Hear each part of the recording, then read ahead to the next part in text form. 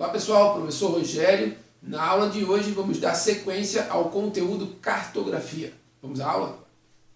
Vamos agora falar então sobre as partes importantes de um mapa. É claro que um mapa apresenta várias partes importantes, como a orientação, a fonte, as coordenadas geográficas, mas aqui vamos analisar principalmente três delas. A primeira, o título. E o título ele representa, na verdade, o assunto trabalhado no mapa. Então, dentro dos nossos exemplos, o mapa climático do Brasil, que fala sobre a variação climática, e as bacias hidrográficas, que claramente falam sobre essa hidrografia do território brasileiro.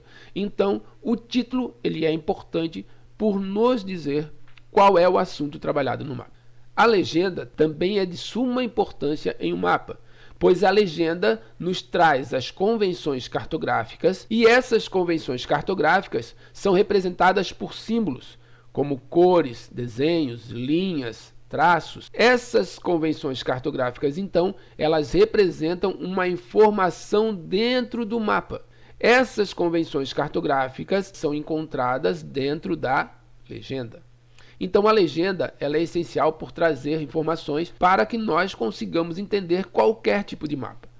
Nesse exemplo, nós temos aqui a representação da distribuição da população pela área territorial do Brasil. Entendemos que quanto mais escura é a cor, maior é a concentração populacional. Então, observando o mapa, nós entendemos que essa região mais próxima ao litoral é a área mais ocupada do território brasileiro. Região central e interior são áreas menos ocupadas. Mas só conseguimos perceber essa característica a partir da legenda. A escala. A escala também é importante em um mapa por determinar quantas vezes uma área real foi reduzida para caber em um mapa. Nós temos então dois tipos de escala, a escala gráfica e a escala numérica. As duas representam a mesma informação, a quantidade de vezes que uma área foi reduzida para caber no mapa. Porém, a representação é diferente. Na escala gráfica, nós temos um gráfico escalar, onde cada parte representa a distância no plano real. Nas escalas, essa parte do mapa representada geralmente é 1 centímetro.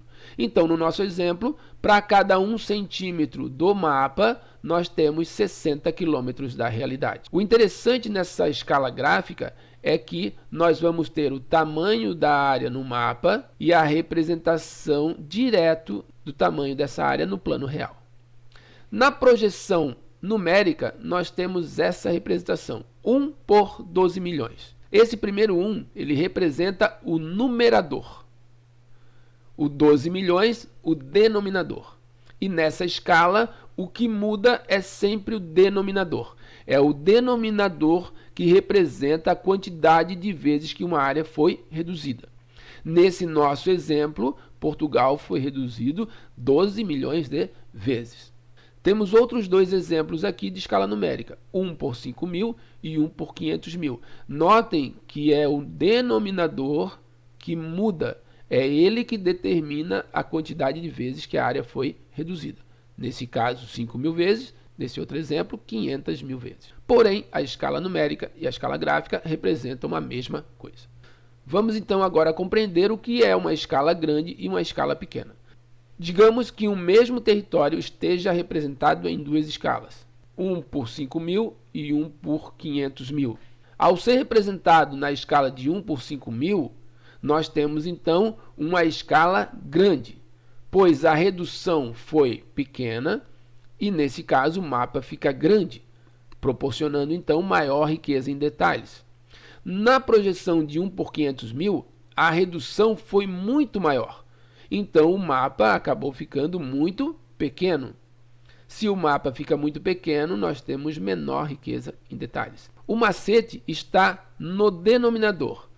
Quando o denominador é pequeno, a escala é grande. O mapa fica grande, rico em detalhes. Quando o denominador é grande, a escala é pequena, pois o mapa fica muito pequeno. Portanto, menor riqueza em detalhes. Ok, gente? Por hoje era isso, pessoal. Não esqueçam de estudar os livros, apostila, cadernos. Façam as atividades referentes ao assunto trabalhado. Valeu, um abraço, até a próxima.